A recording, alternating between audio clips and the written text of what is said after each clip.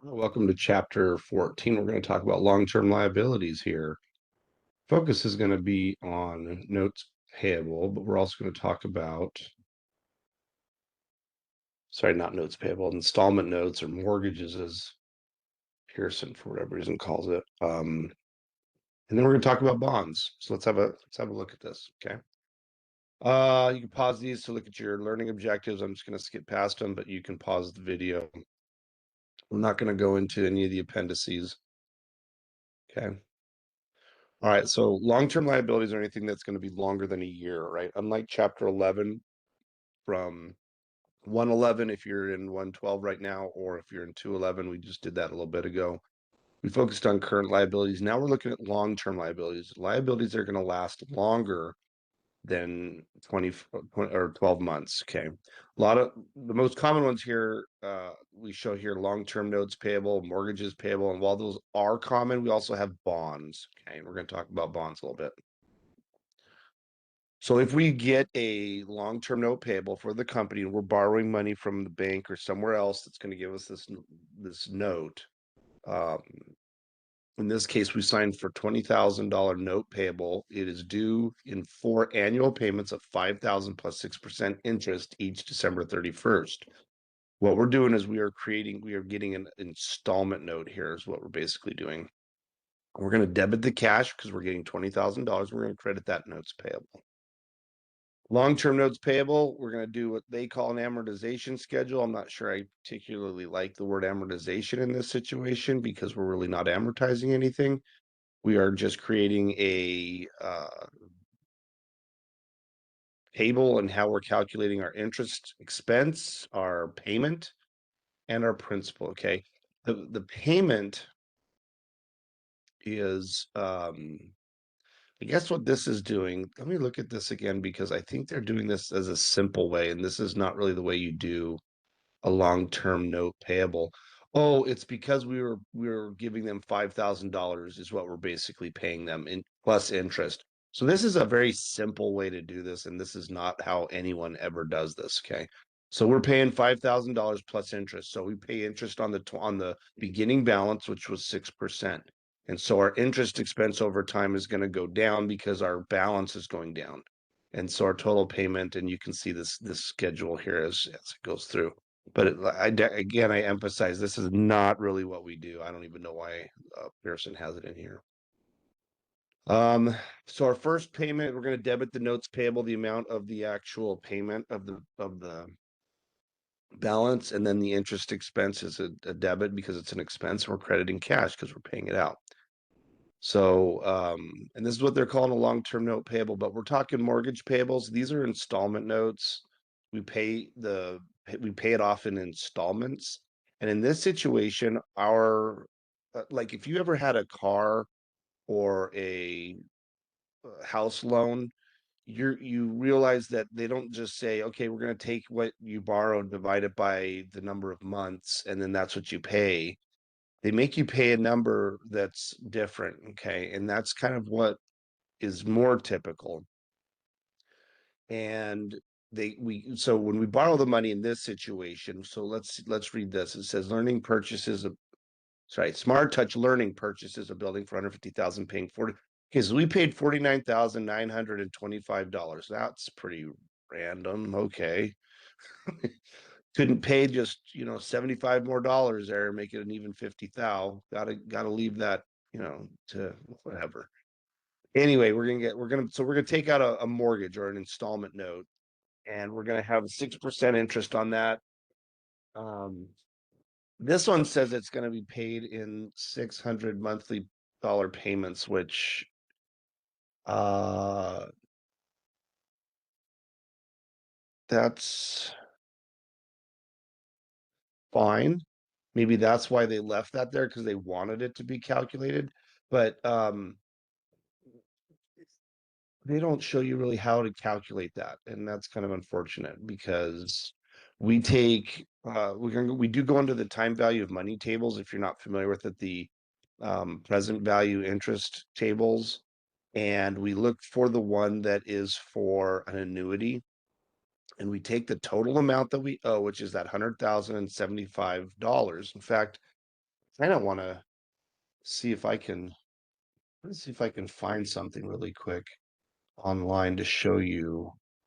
Can't pull that one open. Um, let's go present value interest table. And I think it said 6%. So this present value interest factor, let's do annuity. There we go. All right. And we want an ordinary annuity. So I'm hoping that this works and that they didn't just give us crap numbers. I don't even know where I'm going. Double entry bookkeeping.com, whatever. Okay. So I think we looked for 6%. What was the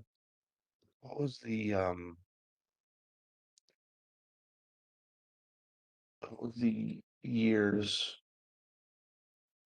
30-year 6%. Okay. 30-year 6%. So, oh, of course it didn't give us 30 years. Why would they give us 30 years? Oh, wait, here it is, 30 years. So we got 6%, 30 years. So 13.7648. I'm going to pull up my calculator and put that in. 13.7648. Okay, so I have it down here on my calculator. I'll bring my calculator up here. And we're going to go back to our mortgage here, and it was $100,075. So I'm going to bring over another calculator. I guess I could have just gotten Excel. And I hope you don't mind me deviating. If you don't like this, I guess you can fast forward it if you want. But this is kind of the point of me, wanting you to know how this is supposed to be done. So if we take that 100,075 and we divide that by 13.7648, this is our annual amount. Okay, so honestly, they're just giving us this number out of. God, that's disappointing.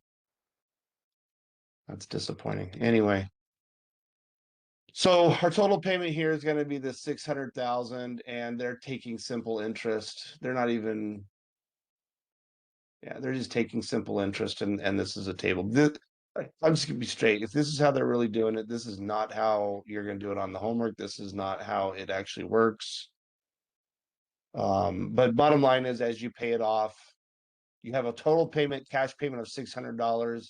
Let's see, this was January 31st, 2026. You got $600. So interest on the $100,075, it could be right.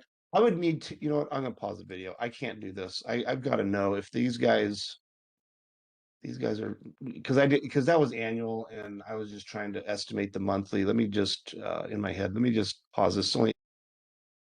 Okay, so I sit corrected. So I'm not standing. Um, so I had to know because the 600 just seemed too clean, and I'll be danged if it wasn't clean. Okay, you don't typically see that. That's why I was like, okay, so I created the present value interest factor academically, as you can see here. All right. And I do a whole tutorial on how to do this. So and the video is already published in supplemental section of our course under professor videos. So if you're interested in learning how to do this, you're welcome to do that. But I basically took the number of years here all the way down to 30. And the way you know if you did it right is if when you get to the very bottom, it's 0. All right. And you can do this for your own loans that you get because this is the correct thing. But anyway, wow, holy crap, $600. We calculate the present value interest factor. And I did this by month because that's what it was, the difference in what I got. And because the year was kind of so wonky, I thought there's no way that translated to $600, but it sure did. Wow, good on them. Anyway, that's so I put all these factors in, created the payment. So we're going to take the total amount of the note, divide it by the present value interest factor to get our month. This is a monthly payment. And our principal steadily increases. I probably should have that up for a couple change there. Our payment remains the same no matter what, but as we pay some of this off, we pay less interest, start paying more principal. Okay. So that's kind of how, when you hear sometimes that places, when you're doing a loan, you're paying more interest in the beginning years, and it's because your payment's fixed, but your interest goes down as you pay a little towards your mortgage or your balance. And as the balance starts going down more and more over the time, you're paying less interest and more principal. Anyway, so those are installment notes. They're pretty fun to do. I love doing them. You're definitely going to see some of that on the homework and things like that. Bonds are another story. Bonds, bonds are like, I don't know, they're like the fun killer, I guess. Bottom line is what you're doing to the bond is you're paying it off, or you're getting the loan, you're paying interest on it the whole time, and then you got to pay the face value of the bond at the end. The problem with bonds is that sometimes you are going to have a situation where you create bonds at a certain interest rate and the market changes daily. And so you can't guess how those interests is going to be on the stated rate. So you're going to have to issue it at what's called a discount or a premium. This is still talking about bonds here. I'm kind of just going slow so you can look at them while I talk. Um, Bond pays interest semi-annually. Really quick, I want to make sure you know that. So whatever the interest rate is, it's always annual. So you got to divide it by 2. And these are the kinds of bonds you can do. Discounts and premiums. So whenever there's a discrepancy between the two, so like if I issue a bond and it's like 6%, but the market's changed and now it's the market you can get 5% only, that means my interest rate's higher than market. And so everyone's going to want my bond because they can get a higher amount for it. And that's going to cause my bond to have a premium. People are going to pay more money for my bond, and they should because they're getting more interest, so I should get more money.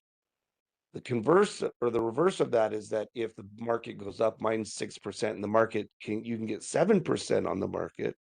Investors aren't going to want my bond, so I got to reduce my price. I'm not going to, in this course, I'm not going to make you calculate this, but as you go into accounting, intermediate accounting, you will be required to calculate this stuff, just so you're aware. But a lot of times what you're going to see is, um, don't worry about this. I was just looking at this. Don't worry about that. We got to factor in the time value, money, present value. We don't really do a whole lot with the future value, but we want to know what it is going to be at a future time. I'm just going to kind of get through this really quick. Interest rates. Okay, this is what I was talking about. If your face value, oh, I'm sorry, I totally didn't make it big. I was chatting away. There we go. I was wondering why I had to kind of squint to see it.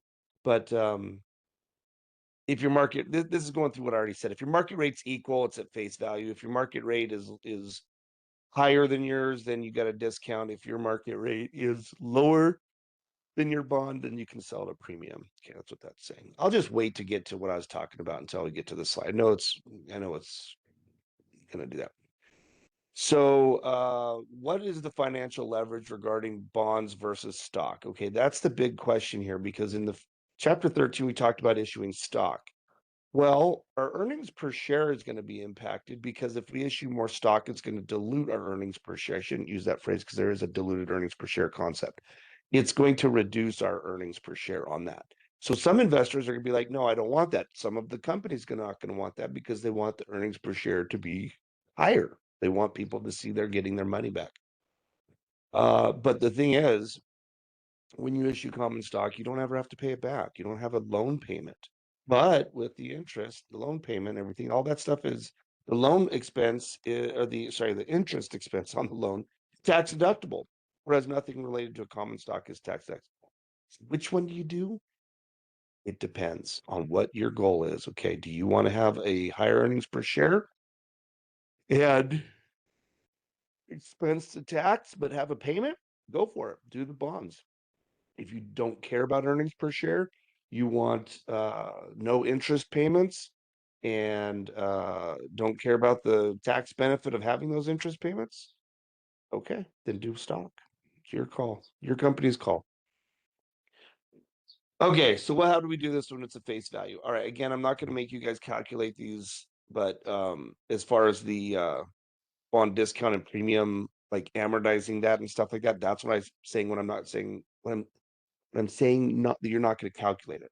I'll show you what you will be calculating though.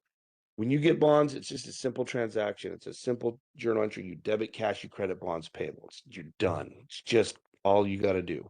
But the trick is the interest expense. You will calculate this every 6 months. And I don't care when you issue those bonds, every 6 months, you're going to record a debit to your interest expense and a credit to cash. Whatever that amount is going to be the face value of the bonds. Remember, it's the face value of the bonds, not anything else. The face value. Take that, multiply it by the interest rate, and then multiply it by 0.5 or 6 divided by 12, whatever makes sense to you. That's going to get you your interest expense. I'm not going to expect you guys to do this discount on bonds payable. Okay. Just know. Oh, I'm sorry. I will when you do the journal entry to record the sale. I'm not going to ask you to amortize it. Okay. I think we have some slides on that. I'm just going to skip those. When you do the discount, you're going to just, so in this case, we learned that you're actually going to keep saying learn because that's what it says. Smart Touch Learning actually receives only $96,149 because it's issued. We had 9% interest and the market could give us 10. So we're going to issue that a discount. So we're only going to get $96,149 of cash. The remaining amount we're going to put as a discount on bonds payable. We're going to amortize that. You can straight line it, I think is what the book teaches you, but there's other ways which are more complicated, which is what you'll learn in intermediate accounting. So here's your discount. Your bonds payable, you're still going to pay that $100,000, but you got that discount on bonds payable. This is how you're going to maneuver that. Okay. You're showing the net amount on your balance sheet, show the discount on the bonds. Issuing bonds payable at a discount, we're still there. Okay. Trying to see if there's anything else. Okay. We've already kind of covered this. If you want to pause this and just read that slide, but we've kind of covered that. So this is talking about the amortization. It's a straight line method. You just basically take the amount of the discount and you're going to divide it by the life of the bond, which we're dividing it by 12 or 10. Oh, it's an annual. Hold on. I got to go back and see how long this bond was. So I'll be right back on this. Sorry. What was it? 5-year bond. Okay. So that's why. Okay. So every 6 months, I just I didn't remember what that was. Where was I? Oh, right here. So we're going to multiply by 1 divided by 10 or 10%. Okay. And we're just going to straight line it. Okay. I'm not going to make you do that. All right. I mean, maybe I will. Actually, I don't know. I don't think I will.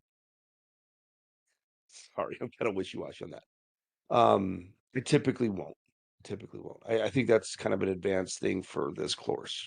That's an intermediate concept, which is why that's when I got it was intermediate accounting.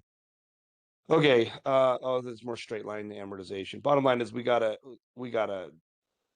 just amortize that over the life of things. So what happens if we issue it at a premium? It's the same thing except the opposite. Okay.